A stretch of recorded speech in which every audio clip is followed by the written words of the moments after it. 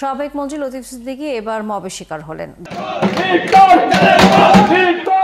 অনুষ্ঠান শুরু হওয়ার কিছুক্ষণ পর জুলাই যোদ্ধা পরিচয় দিয়ে 15 থেকে 20 জন লোক ভেতরে ঢুকে স্লোগান দিতে শুরু করেন।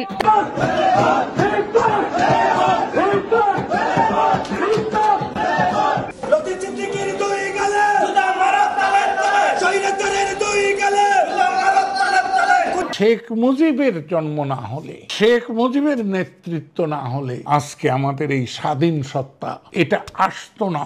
আমি আপনাদের অনুরোধ করছি, কেউ ভয় পাবেন না, বীরুরা ভয় পায়। কালীহাটের মানুষ, যেখানে আমার জন্ম হয়েছে, লতিফ সিদ্দিকীর গাড়ির চাকায় যদি কেউ একটা ইট মারতে পারে, আমি আমার হাতে চুরি পরব।